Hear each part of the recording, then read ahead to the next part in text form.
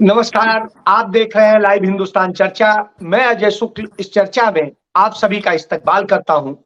आज की हमारी चर्चा का विषय है कि क्या हरियाणा में एक दंगल चल रहा है?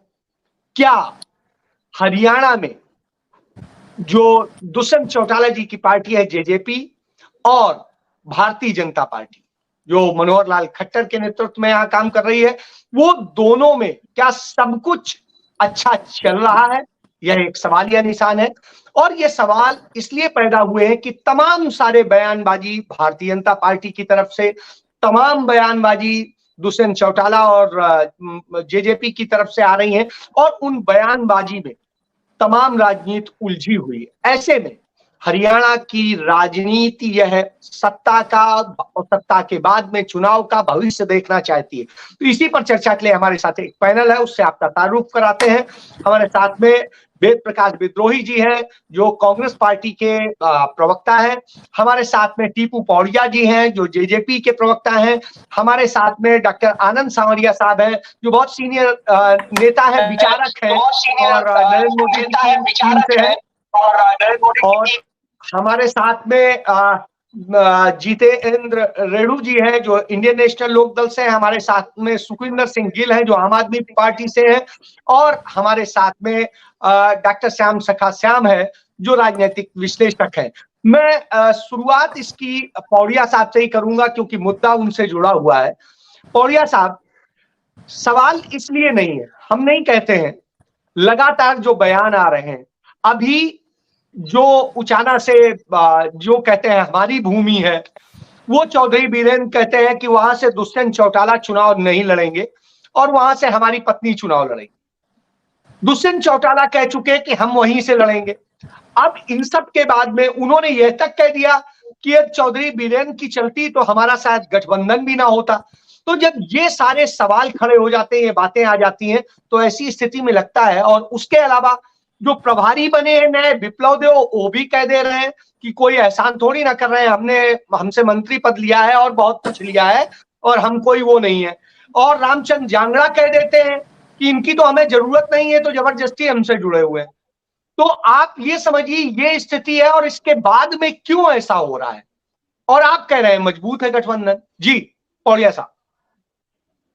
अजय जी, जैसे आपने गठबंधन पर जो सवाल उठाया, सबसे पहले आपने बात करी चौधरी वीरेंद्र सिंह जी की। अगर मैं चौधरी वीरेंद्र सिंह जी की बात पर आऊं तो उनको एक टीस है। वो टीस क्या है भाई? किस प्रकार एक नौजवान ने उचाना हलके से उनको 48,000 वोटों से हराने का काम किया। उनको टीस है इस बात की, ये सार्वजनिक मंचों पर भी उनको नजर आता है। वो अपने कार्यकर्ताओं को यहाँ तक जाकर के कह देते हैं, सार्वजनिक भाषण भी आप उनके सुन सकते हो, भाई आप लोगों ने मेरे को नहीं जिताया, मैं यहीं पैदा हुआ, यहीं बड़ा हुआ, मैं इतनी बार मुख्यमंत्री बन सकता था, ये कर सकता था, वो कर सकता था, आपने बाहर से आए दुष्यंत को जितवाने का काम किया। चौधरी वीरेंद्र सिंह का बयान कोई भी मायने नहीं रखता। चौधरी वीरेंद्र सिंह भारतीय जनता पार्टी के किसी भी फैसले को चैलेंज नहीं कर सकते। और मैं आपको एक बात स्पष्ट कर देना चाहता हूं, आपके चैनल पर लगभग 3.5 साल इस गठबंधन को हो चुके हैं। इस 3.5 साल में हमारी पार्टी की तरफ से कोई भी ऐसा बयान नहीं आया जिससे कि गठबंधन पर चोट पहुंचने का काम हो। चाहे हरियाणा प्रदेश में पिछले 3 उपचुनाव रहे हों, चाहे स्थानीय निकाय चुनाव रहा हो, हमने गठबंधन धर्म निभाने का काम किया है।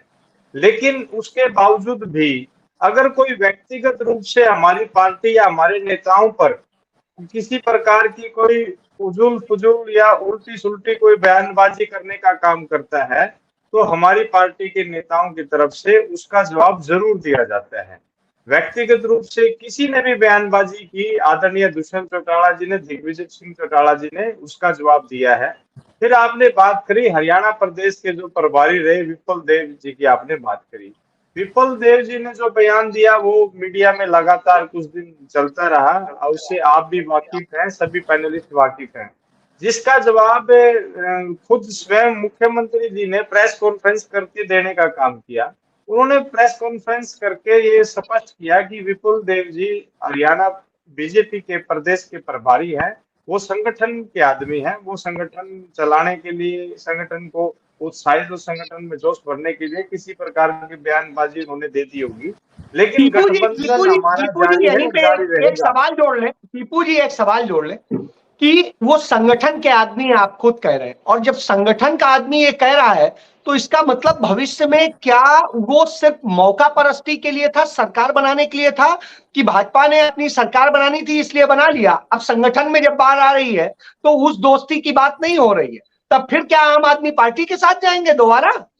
जी अजय जी, वो संगठन के आदमी है, ये बात मैं नहीं कह रहा, सिर्फ वो संगठन के आदमी है, ये बात भारतीय जनता पार्टी के जो हमारे हरियाणा प्रदेश के मुखिया हैं, मुख्यमंत्री श्री मनोहर लाल खट्टर जी ने ये बयान दिया है कि वो विपुल देव जी संगठन के आदमी हैं, वो संगठन को चलाने के लिए किसी सर, यही संगठन को यही तो मैं उत्साहित कह करने रहा के लिए हूं, बयान दे देते हैं। यही मैं कह रहा लेकिन मैं हूं आपको लेकिन टीपू जी सुन लीजिए, यही मैं कह रहा हूं कि इसका मतलब है भारतीय जनता पार्टी ने आपको यूज करने के लिए ये किया। जी अजय जी, सिर्फ किसी के व्यक्तिगत बयान के ऊपर तो मैं इस प्रकार की कोई टिप्पणी करना मैं उचित नहीं समझता।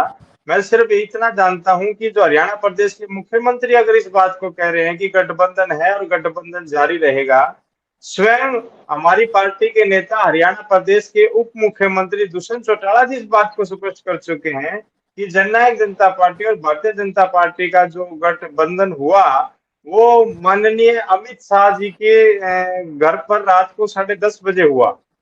वो स्वयं इस बात को कह चुके हैं, तो गठबंधन में किसी प्रकार की कोई चीज हमें चलिए, ऐसी कोई नजर गठबंधन नहीं में आती। किसी प्रकार की ये बाधा नहीं है। जी सरकार चलाने के गठबंधन लिए में गठबंधन है। जी अजय जी, गठबंधन में कोई सरकार बाधा नहीं है। आता हूं दोबारा आता हूं टीपू जी। हाँ, तो गठबंधन में कोई बाधा नहीं है, और ये सिर्फ अपने कार्यकर्ताओं का मनोबल बढ़ाने के लिए संगठन के लोगों ने बोला। वेद प्रकाश जी के पास जाता हूं। वेद जी, टीपू जी ने कहा कि साहब कोई लड़ाई नहीं है, और ये सिर्फ संगठन और उसको एकदम भरने के लिए इस तरह से हो रहा है, तो आप इसे कैसे देखते हैं? जी वेद जी। अजय अजय शुक्ल जी, टीपू पोड़िया जी, भाई विजेंद्र रेड्डी जी, भाई सुखविंदर जी, डॉक्टर श्याम सखा जी और डॉक्टर सांवरिया जी, और लाइव चर्चा के, हिंदुस्तान चर्चा के सभी दर्शकों को मेरा नमस्कार। देखिए, इनका भाजपा जजपा का गठबंधन रहता है या नहीं रहता है, हमें कोई लेना देना नहीं है। हमारा तो स्पष्ट मानना है, इनका गठबंधन रहता है तब भी ये बुरी तरह हार रहे हैं, और इनका गठबंधन नहीं रहता तब भी बुरी तरह से हार रहे हैं। पर एक बात बड़ी स्पष्ट नजर से आती है, पोड़िया साहब ने बड़ी सुविधा के साथ कह दिया कि मैं किसी व्यक्ति विशेष के बयान पर हमारी पार्टी टिप्पणी नहीं करती। शायद क्या तो उनका राजनीतिक अनुभव कम है, या वो झेप मिटाने के लिए ऐसा कह रहे हैं, ये तो वो जाने। किसी भी राष्ट्रीय पार्टी के प्रभारी का बयान जो होता है वो व्यक्तिगत नहीं होता है, चाहे आप सत्ता में हो या सत्ता से बाहर हो, पार्टी का दिशा निर्देश उस राज्य के अंदर पार्टी प्रभारी करता है। और विपुल देव जी ने एक बात तो बड़ी साफ कर दी, उन्होंने कह दिया कि हम तो अमित शाह से सीधे बात कर रहे हैं। सुन लीजिए ना सर, मेरी बात भी सुन लीजिए ना, अमित शाह से कर लेंगे बात, हो सकता, मैं कह रहा हूं उन्होंने एक बात बहुत साफ कर दी। क्या कर दी वो मेरी बात सुन लीजिए। आप बहुत पुराने पत्रकार हैं, गठबंधन सरकार का पहले अर्थ समझिए, गठबंधन सरकार का मायने क्या होता है। गठबंधन सरकार का मतलब होता है जब कोई दल का मंत्री उस सरकार में शामिल हो जाए, सहयोगी दल का, तब वो गठबंधन सरकार कहलाती है। और यदि उस दल का मंत्री शामिल नहीं होता तो वो सहयोगी दल कहलाता है। उसके उदाहरण मैं कांग्रेस के ही दे देता हूं आपको। हम झारखंड के अंदर सरकार में शामिल हैं, इसलिए हम जेएमएम कांग्रेस गठबंधन सरकार कहलाते हैं। और डीएमके तमिलनाडु में हम शामिल नहीं है, इसलिए वहां सरकार कहलाती है डीएमके सरकार, और हम उसके सहयोगी दल। तो दो बातें हैं, ये गठबंधन सरकार में है, इसलिए एक जो वाक्य था विपल देव जी का कि हमने उनको मंत्री बनाया, बिल्कुल ठीक है कि गठबंधन ही तभी बनेगा जब आप उनको मंत्री बनाएंगे। उनका दूसरा वाक्य था कि भाई जेजेपी ने फ्री के अंदर हमारा समर्थन नहीं किया। इस फ्री पर राजनीतिक हलकों में चला गया, चाहे जेजेपी सफाई दे, चाहे विपल देव सफाई दे और चाहे बीजेपी सफाई दे, जनता में एक बात चली गई कि भाई जेजेपी ने मोटा माल लेकर समर्थन किया है बीजेपी का, और इसका खुलासा स्वयं भाजपा के प्रभारी ने किया था। तो जो इनको नुकसान होना था वो हो चुका। अब ये इनका हर एमपी, जो भी इनके एमपी है, राज्यसभा के हैं, लोकसभा के हैं, केंद्र के मंत्री हैं, जो चाहे आता है रोज कह देते हैं कि हमें जरूरत नहीं इनकी। तो अगर किसी दल का इतना सार्वजनिक अपमान हो रहा हो उसके नेता, तो मैं नहीं समझता कि वो बगैर अमित शाह और मोदी जी की सह के बिना कर पा रहे होंगे। ये बेशक कहें हमारा अमित शाह से समझौता हुआ था, पर जो इनकी सार्वजनिक बेइज्जती की जा रही है वो निश्चित रूप से कांग्रेस ना वो हाईकमांड कर रहा है। वो क्यों कर रहा है मैं आपको ये भी बता देता हूं। देखिए, अगर आप भाजपा की राजनीति को समझें तो जब चुनाव नजदीक आता है तो वो अपने सहयोगी दल को दबाते हैं। लोकसभा का चुनाव आ गया नजदीक, जो व्यवहार उन्होंने बिश्नोई के साथ किया था वही व्यवहार वो जेजेपी के साथ कर रहे हैं। इनको मेरी बात याद रख लेना भाई साहब अजय शुक्ल जी, अगर जेजेपी का बीजेपी का समझौता लोकसभा चुनाव तक टिकता है तो इनको एक सीट देंगे, केवल एक सीट, और उसी के लिए इन पर दबाव बना रहे हैं कि भाई तुमने एक सीट लेनी है तो लो, नहीं तो अपना रास्ता नापो। और आज तो एक बहुत ही दिलचस्प बात कही है दुष्यंत चौटाला जी ने, मुख्यमंत्री जी ने तो कहा है कल कि भाई गठबंधन है और रहेगा, और दुष्यंत चौटाला जी ने एक और दिलचस्प बात कर दी। ये बीजेपी के लोग रोज टीवी पे बगाड़ते हैं, बड़ा बड़ी बुड़बकपना करते हैं कि हरियाणा में तो कांग्रेस है ही नहीं। दुष्यंत चौटाला ने पहली बार स्वीकार कर लिया है कि कांग्रेस को बिना जेजेपी के गठबंधन के नहीं हराया जा सकता।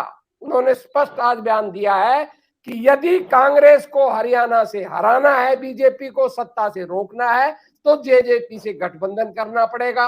अगर जेजेपी से गठबंधन नहीं करोगे तो कांग्रेस की सत्ता आएगी।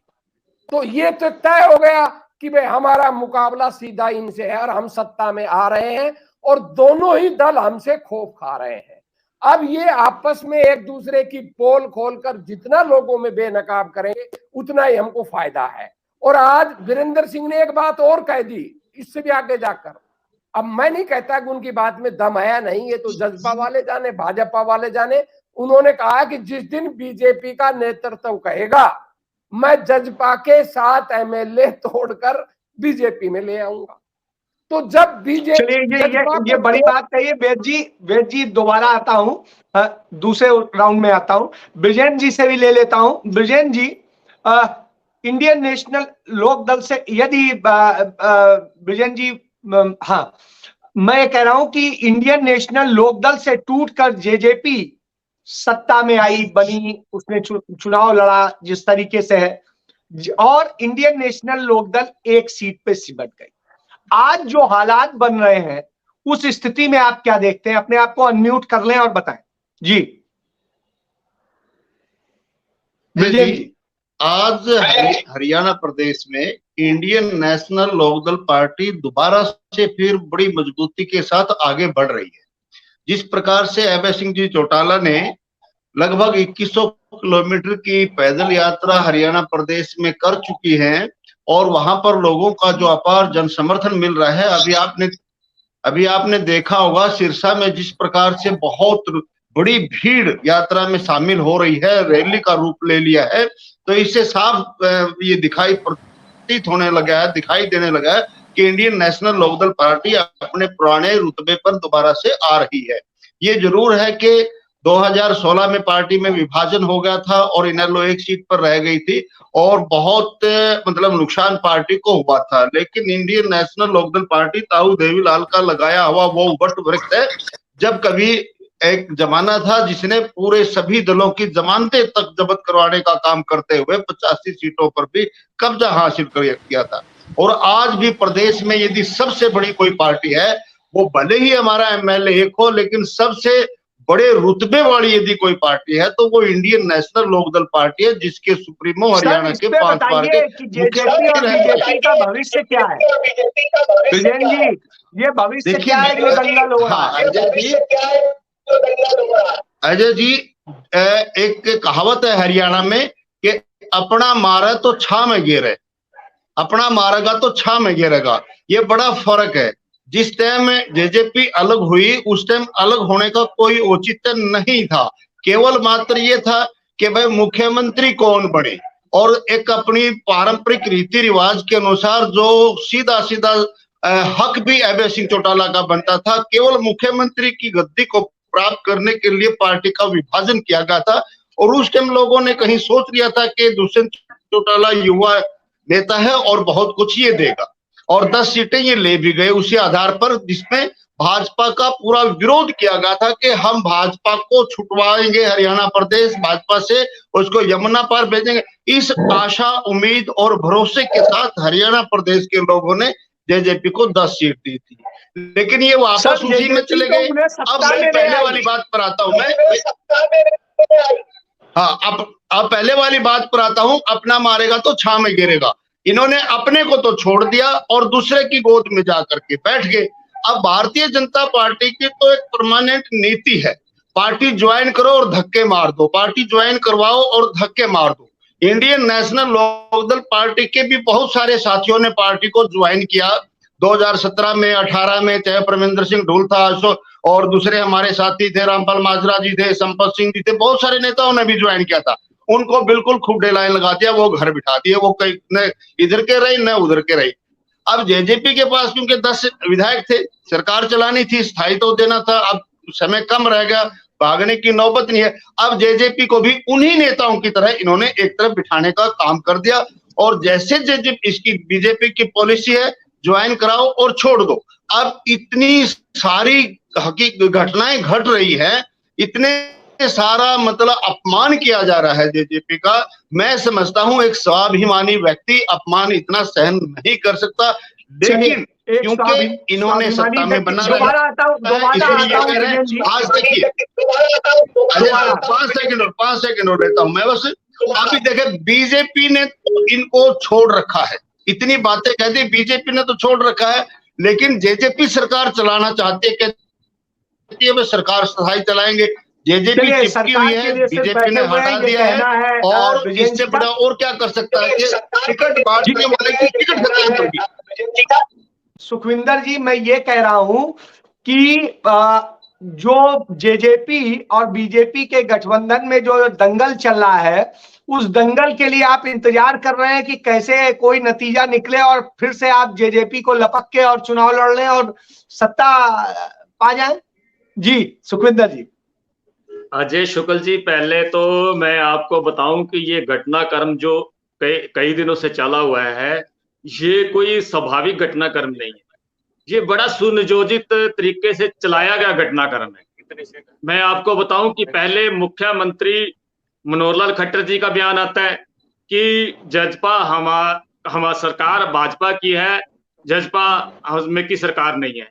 उसके बाद एकदम जजपा के नेताओं का, दुष्यंत चौटाला का, अजय चौटाला का, निशान सिंह, जजपा के प्रदेश अध्यक्ष निशान सिंह का, छोटे छोटे चैनलों से लेकर एक मार्केटिंग की जाती है इस बयान को, इस मसले को, इस घटनाक्रम को पूरे आम लोगों तक पहुंचाने की बड़ा हाईलाइट किया जाता है।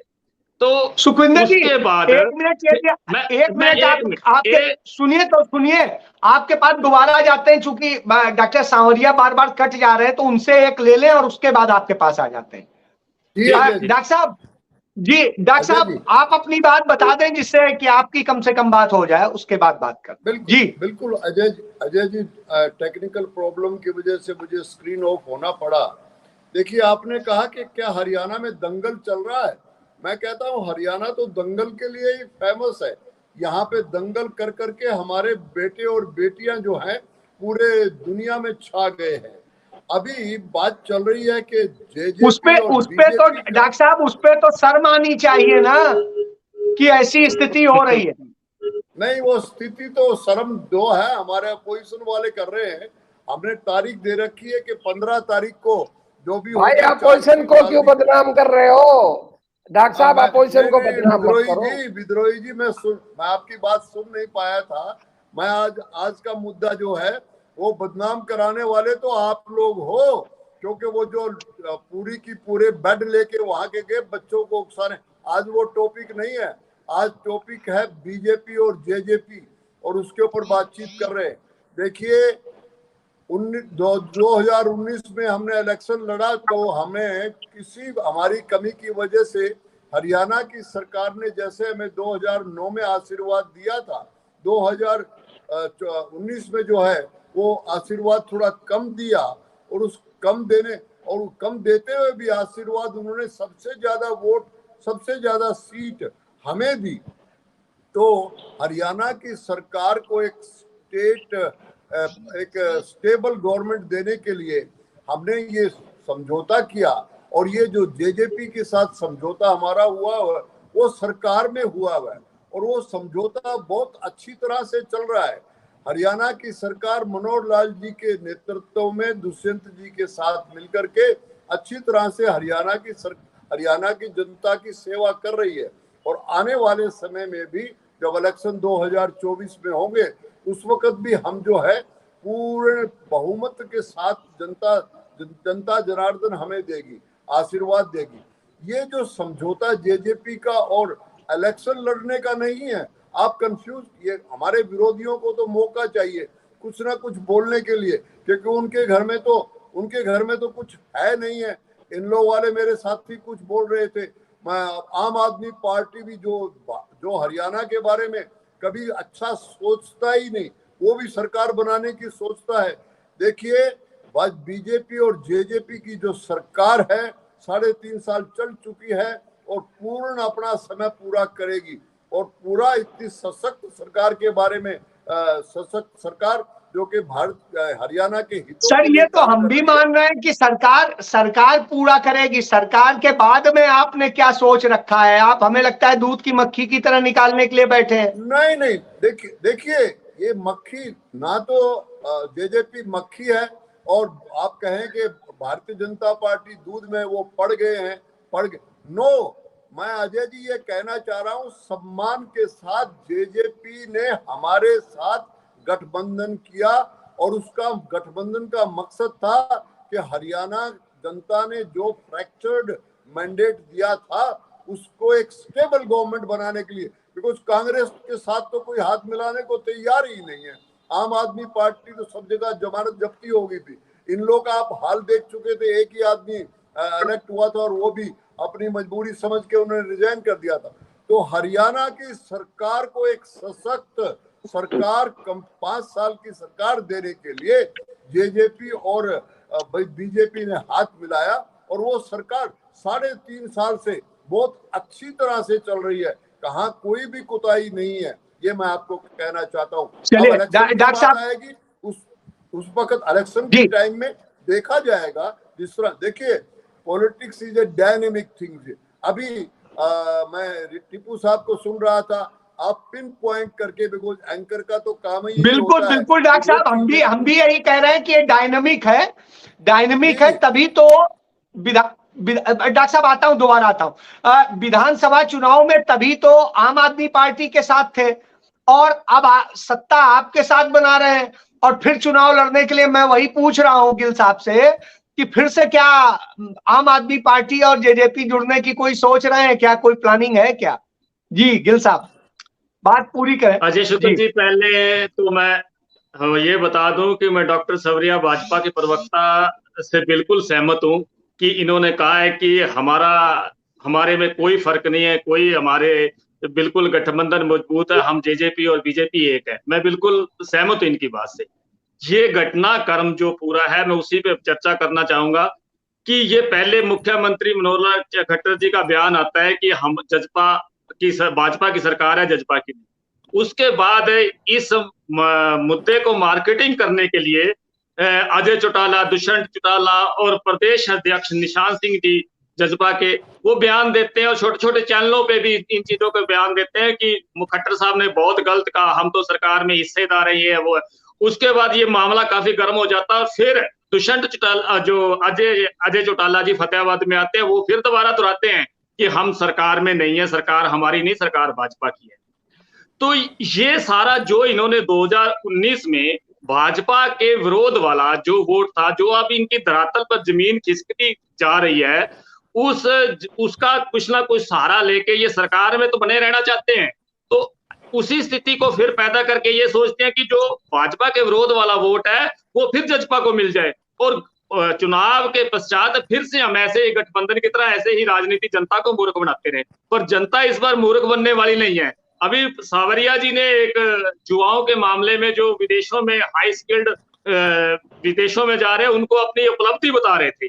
तो मैं कहूंगा कि हरियाणा का युवा जिसका ब्रेन ड्रेन हो रहा है हरियाणा का, उसको ये उपलब्धि बता रहे हैं। इसलिए हरियाणा में किसानों के लगा लो, युवाओं में लगा लो, कर्मचारियों में लगा ले, हर जगह ये आधार खोते हुए जा रहे हैं। और इस चीज को ये दबाने के लिए ये ऐसे मुद्दे उठाकर ये साथ मिले हुए कच्चे हैं, दबाने के लिए ये मुद्दे उठाते जी, दबाने के लिए मुद्दे उठाते हैं इस तरह की। जल्दी से डॉक्टर श्याम सखा श्याम साहब आप बताएं, फिर उसके बाद मैं आगे जाऊं। जी डॉक्टर साहब। नाटक चल रहा है, दंगल वंगल कुछ नहीं है। जो नाटक मेघालय में चला था ना कि भाई संगमा को बेईमान बताया गया था, सब कुछ था, फिर उसके साथ सरकार बनाई, तो ये तो यानी सत्ता में बैठे स्पेशली भाजपाइयों का ये खास वो है कि इस तरीके के नाटक करते हैं। दूसरे नाटकबाज है वीरेंद्र सिंह जी, उनको टिकट ही नहीं मिलेगी, वो कुछ ही कहते रहे कि इस परिवार के किसी भी उसको सदस्य को टिकट तो नहीं मिलने आपने टीपू को खुश कर दिया उन्हें यदि नहीं मिलेगी टिकट। हाँ जी बिल्कुल कह रहा हूँ, लिख लीजिए आज। जीतेगा ही नहीं। भविष्यवाणी है ये, भविष्यवाणी। क्योंकि वो जो चले गए थे ना पहलवानों के साथ, तो उसके बाद उसी दिन से कट गया था, दोनों बाप बेटा चले गए थे। अब भाजपा का मैंने बता दिया, जब अमित शाह जी ये कहते हैं कि इनको अंदर करेंगे संगमा को, तो विप्लव देव जी की उसकी बहुवाणी का हम क्या विश्वास करें। ये एक अनमेल वो है, दोनों की जरूरत है, इसलिए वो कर रहे हैं। जहां तक मुकाबले की बात है वो कांग्रेस और भाजपा में ही होगा, क्योंकि अभी भी भाजपा जो divide and rule, Jat non Jat के चक्कर में है, और कांग्रेस का अपना वो है। तो बाकी तीनों जो है ना, वो अब मेरे हिसाब से, मैं नहीं जानता, लेकिन जो मेरा अनुमान है कि वो कहीं नहीं है, थोड़ी बहुत वोट ले जाएंगी तो ले जाएंगी। और अब की बार जजप्पा को जो टिकटें भी उतनी नहीं मिलेंगी जितनी 10 दी हैं, हो सकता है इनको 5 ही दे दें। कई जगह ऐसा होता है शुक्ल जी, जैसे पंचकूला के वार्ड में हुआ, ये जो 20 सेक्टर वाले में, कि वहां 5 कैंडिडेट बहुत तगड़े थे भाजपा के। तगड़े का मतलब जीतने वाले से नहीं, टिकट थी। अब उनको टिकट नहीं देते तो वो सारे लड़ जाते, बिगड़ जाते, तो जजप्पा को दे दी। तो ऐसे जजप्पा को टिकट मिलनी है, और कहीं टिकट नहीं मिलनी जहां उनके या तो कमजोर है या वो अगर रहे तो। लेकिन हो सकता है ये गठबंधन भी साथ ना रहे, और भाजपा चाहे कि हम लड़े और चुनाव के बाद गठबंधन करें, जो भी आ जाए उससे, या तोड़ें। मेरा तो ये है कि ये नाटक है और कुछ नहीं। डॉक्टर श्याम सखा श्याम कह रहे हैं ये नाटक है, और भाजपा इसलिए ये सब कर रही है क्योंकि जिससे जजपा को कम से कम टिकट दी जाए और उस स्थिति में लाया जाए। मैं डॉक्टर साहब आपके पास बाद में आता हूं, पहले टीपू से पूछ लेता हूं। टीपू, जिस तरह की डॉक्टर साहब कह रहे हैं कि आपको दबाने के लिए भाजपा ये पूरा खेल कर रही है। जी अजय जी, मैं आपकी बात का जवाब देने से पहले मैं उस बात पे आना चाहूंगा जो विद्रोही जी ने कहा और जो रेड्डी जी ने कहा। भाई इन्होंने कहा कि जिस प्रकार भारतीय जनता पार्टी जेजेपी को बार बार अपमानित करने का काम कर रही है, कोई किसी भी प्रकार की बयानबाजी दे देते हैं, तो मैं ये कहना चाहूंगा ये तो सिर्फ एक उकसाने वाली बातें होगी। मैं ये बात पहले भी स्पष्ट कर चुका हूँ, मैं दोबारा स्पष्ट करता हूँ। भाई हरियाणा सरकार जो चला रहे हैं हमारे उप मुख्यमंत्री दुष्यंत चौटाला जी और मनोहर लाल खट्टर जी, ना तो हमारे मुख्यमंत्री को किसी बात का संशय है गठबंधन को लेकर के, ना प्रदेश के उप मुख्यमंत्री को किसी पर बात का संशय है। अगर और किसी को आपत्ति है वो तो अपनी आपत्ति दर्ज कराएगा, अपनी टीस को बताएगा। चौधरी वीरेंद्र सिंह जी अपनी टीस को बता रहे हैं, कोई और अपनी चीज को बता रहे हैं, उन सबकी बयानबाजी कोई मायने नहीं रखती। ये जो गठबंधन है ये भारतीय जनता पार्टी के जो केंद्र के नेतृत्व के बीच में और हमारी पार्टी के आला कमान के बीच में हुआ है, तो ये वही तय करेंगे। और ये सिर्फ सरकार चलाने के लिए गठबंधन है, इससे आगे रहेगा या नहीं रहेगा। टीपू जी, मैंने जवाब देने के लिए मैं स्थानीय प्रदेश के नहीं, मैं मोदी जी की टीम के व्यक्ति को बैठाया है मैंने, तो मैं उनसे पूछ लेता हूं, भैया गठबंधन क्यों, डॉक्टर साहब ये गठबंधन आपने, मोदी जी ने और अमित शाह जी ने किया है कि खट्टर साहब ने कर लिया है? जी नहीं, देखिए, नहीं अजय जी, मैंने आपको पिछले सेगमेंट में बताया कि पिछली बार हरियाणा की जनता ने एक फ्रैक्चर्ड मैंडेट दिया, उससे पहले उन्होंने भारतीय जनता पार्टी को खुले हाथ से आशीर्वाद दिया। तो हरियाणा उन्होंने जनता जनार्दन हरियाणा ने नकार दिया कांग्रेस को, नकार दिया इन लोगों को, नकार दिया आम आदमी पार्टी को, तो उसने हमें भी जो आशीर्वाद दिया वो फ्रैक्चर्ड दिया। तो हरियाणा की जनता को एक मतलब आपसे पूरी तरह संतुष्ट नहीं थी जनता है? मतलब जनता आपसे पूरी तरह संतुष्ट नहीं थी? मैंने बताया आपको, हमारी कुछ कोताही रही होगी तभी उन्होंने में फ्रैक्चर्ड ये आशीर्वाद दिया। तो उसको देने के लिए ये जो जजपा के जेजेपी के साथ जो हमारा गठबंधन रहा है वो सरकार चलाने के लिए गठबंधन हुआ है, और दोनों नेताओं के साथ। चलिए डॉक्टर साहब का नेटवर्क कुछ गड़बड़ कर रहा है जी, मैं वेद जी के पास जाता हूं। वेद जी, ये सबकी बातें आपने सुनी। डॉक्टर साहब आपका नेटवर्क, आपकी आवाज नहीं आ रही है सही। वेद जी, जिस तरह की सारी बात बताई, टीपू जी ने बताई, भाजपा ने बताई और हमारे राजनीतिक विश्लेषक ने बताई, तो इन सब के बाद में इंडियन नेशनल लोकदल और आम आदमी पार्टी का भी कहना है, क्योंकि इनके साथ भी उनके रिलेशन है। तो यहाँ पे 4 लोग बैठे हैं जिनसे जेजेपी का रिलेशन है, किसी से पारिवारिक है, किसी से चुनाव के लिए था, किसी से सत्ता के लिए। तो साहब, ये सारे रिश्तों के बाद में आप कहां बसते हैं? और जिस तरह की स्थितियां हैं रोज का, ये जैसा श्याम साहब का कहना है, ये दंगल नहीं एक मदारी का खेल है, तो उस स्थिति में आप क्या कहेंगे? जी देखिए शुक्ल जी, हम ही हैं, आप इनसे कहिए ये कहां बसते हैं, इनके पारिवारिक संबंध हैं क्या हैं ये जाने। रिजेक्टेड डिफेक्टेड लोगों को हरियाणा की जनता कोई भाव नहीं देने वाली। सावरिया जी ने बड़ी सुविधा के साथ कह दिया कि फ्रैक्चर्ड मैंडेट था, कांग्रेस को रिजेक्ट कर दिया। अरे फ्रैक्चर्ड मैंडेट में तो आपको भी रिजेक्ट किया था, हमसे ज्यादा तो आपको रिजेक्ट किया था, क्योंकि जजपा ने जितनी भी वोट ली थी वो आपके खिलाफ ली थी। उन्होंने तो वोट ही आपके खिलाफ मांगी थी। तो अगर हरियाणा की जनता ने सबसे ज्यादा किसी को रिजेक्ट किया था तो बीजेपी को किया था। हरियाणा की जनता में टीस है कि जिस दल को हम 2019 में रिजेक्ट कर चुके थे, वो जन विरोधी सरकार हमारे सिर पर बैठी है, तो हरियाणा में इनको सफाया करेगा। और जब इनका सफाया होगा तो हम ही है, तो हमें किसी की कोई चिंता नहीं है। ये चारों मिलने तो हमें कोई चिंता नहीं है, चारों अलग अलग चुनाव लड़ने तो हमें कोई चिंता नहीं है। ये जाने, इनका काम जाने, हमें इनसे कोई मतलब आपसे ले लूंगा कमेंट। हमें जी बोलिए जी कोई मतलब नहीं है। हम अकेले चुनाव लड़ेंगे, जनता के मुद्दों को लेकर चुनाव लड़ेंगे और हम जीतेंगे, ना हमें कोई शंका है ना हमें कोई संदेह है। पर जहां तक मैं आप बात कह रहा हूं कि जो हमें इनकी लड़ाई से भी कोई मतलब नहीं है, हमारा तो केवल एक ही मतलब है कि इनकी लड़ाई ने हरियाणा की जनता में ये साबित कर दिया कि ये लोग लूट के लिए इकट्ठा हुए थे, मोटा माल इन्होंने लिया था, और जितने दिन ये इकट्ठे रहेंगे हरियाणा को लूट के लिए रहेंगे। ये करे बहुत अच्छी सरकार चला रही। मैं चर्चा नहीं करना चाहता था, मैं अपने एक रेवाड़ी का छोटी सी चर्चा करूंगा आपसे। हमारे कन्या स्कूल है, 200 करोड़ की संपत्ति है, 200 करोड़ की। उस संपत्ति को इन्होंने एक प्राइवेट संस्था को दे दिया। पूरा रेवाड़ी आंदोलित है, इनके भी लोग आंदोलित है। आप आश्चर्य करेंगे, जो सरकारी कॉलेज और स्कूल है उनके छात्रों को बैठने के लिए जगह नहीं है, और 200 करोड़ की संपत्ति को एक एनजीओ को दे दिया। इससे बड़ी लूट और क्या होगी? और ऐसी लूट पता नहीं गुड़गांव में कितनी हो रही है। कि जो हुड्डा की जमीनें हैं वो कंपनियों को दी जा रही है, होटलों को दी जा रही है, वो इनको अस्पतालों को दी जा रही है। तो ये तो लूट का खेल चल रहा है। इस लूट के खेल में बंटवारे की लड़ाई है कि कौन कितना ज्यादा उस लूट का हिस्सेदार बने। और हमें खुशी है कि जो बात हम जनता को कहना चाहते थे, समझाना चाहते थे, वो भाजपा ने समझा दिया कि हाँ, हमारा कोई गठबंधन सैद्धांतिक नहीं था, हमारा कोई गठबंधन नीतिगत नहीं था, हमारा गठबंधन मोटे माल का लेने और देने का था। तो हमें तो बड़ी अच्छी सुविधा है।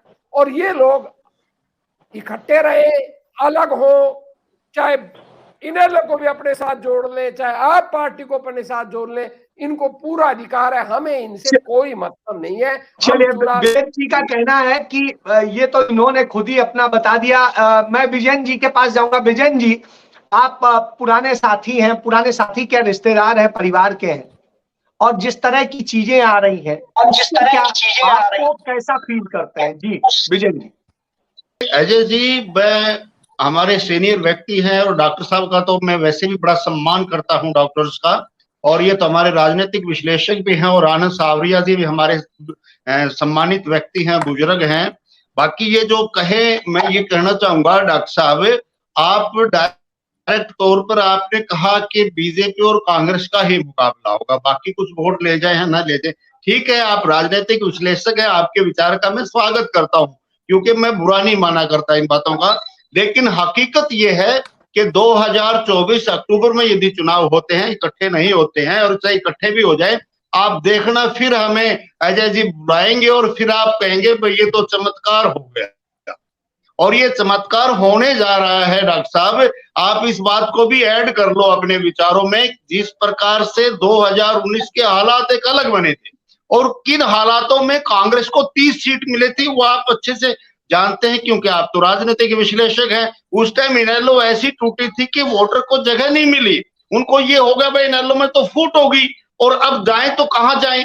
वो भाजपा को देना नहीं चाहते थे, इनेलो के ऊपर भरोसा नहीं रहा कि भाई इनेलो इसको हरा देगी भाजपा को, इसलिए कुछ ज्यादा संख्या कांग्रेस के साथ चली गई और कुछ जो है ना जेजेपी के साथ चलेगी। डॉक्टर साहब, अब जो है हालात दूसरे बन गए हैं। अब लोगों ने अभय सिंह को स्वीकार कर लिया है, लोगों ने जान लिया है कि अभय सिंह एक बहुत ही सुदृढ़ परिपक्व नेता है, और वो दोबारा से सारा वोट जो है, मेरा ऐसा मानना है कि इनेलो के पास होगा। जी आप कुछ बोल रहे थे अजय जी? जेजेपी का बताइए। हाँ, जेजेपी का तो लोगों ने पीछे विश्वास कर लिया, जेजेपी अपने विश्वास पर खरा नहीं उतरी। अब लोगों में उनके प्रति घृणा है और नफरत पैदा हो गई है। लेकिन ये तो देखो पारिवारिक मामला है, क्या करते हैं क्या नहीं करते, लेकिन भारतीय जनता पार्टी ने जेजेपी को पूर्ण रूप से हाशिए पर ला करके खड़ा करने का काम किया है। चलिए, जैसे बीजेपी ने हाशिए पे लाके खड़ा किया है, क्योंकि समय की सीमा है। आप अब इस पे क्या आखिरी कमेंट करेंगे जो ये पूरा घटनाक्रम है? जी देखिए, मैं डॉक्टर श्याम सखा जी ने एक बात तो कही कि ये सारा नाटक चल रहा है, जमीनी सतर पे, ये धरातल पे अपना वजूद खोते जा रहे हैं जजपा भाजपा, इसीलिए ये नाटक चल रहा है। बाकी एक बात इन्होंने कही कि जो मुकाबला है, जो टक्कर है, वो कांग्रेस और भाजपा में होगी। मैं इनकी बात से थोड़ा इस बात से सहमत नहीं हूं, क्योंकि मैं आपको बताऊं, कांग्रेस बिल्कुल बिखरी हुई है। कांग्रेस का आज हर नेता अपने आप में मुख्यमंत्री है। तो जो कांग्रेस की स्थिति है, कांग्रेस के मेरे प्रवक्ता साथी भी कह रहे थे कि भाजपा ने लूट मचा रखी है, तो इसी लूट की वजह से तो कांग्रेस को सत्ता में पार होना पड़ा था। आपको पता है कि जब कांग्रेस की सरकार थी तो घोटालों की सरकार मानी जाती थी, जनता ने उसी वो तो विरोध के आरोप अदालत में साबित हो गए कि गलत थे, अदालत में तो वो साबित हो गए, चाहे 2G हो, चाहे कोयला हो, चाहे जो भी। नहीं, कोई क्लीन चिट नहीं हुई, कोई साबित नहीं हुई। अभी अंडर ट्रायल है सारे। अरे क्या बात करते हैं भाई, आप जजमेंट पढ़ लीजिए। आज 9 साल से मैं आपको 9 साल से आज एक मिनट में एक बात सुनिए, मैं आपके बीच में नहीं बोला, मैं आपके बीच में नहीं बोला। छोड़िए, फैक्ट मैंने बता दिया है, फैक्ट मैंने बता दिया। ऑनलाइन सारे पड़े आपको हुए हैं बताऊं जज कि आज 9 साल हो गए कांग्रेस सर अपना संगठन नहीं बना सकी। उसका कारण यही है कि कांग्रेस पूरी तरह से बिखरी हुई है। आज संगठन बना तो आज इनके जो पदाधिकारी हैं आज भाग जाएंगे, कोई इधर को भाग जाए कोई इधर। एक लड़ाई लड़ने के लिए कांग्रेस से है कि भाजपा से?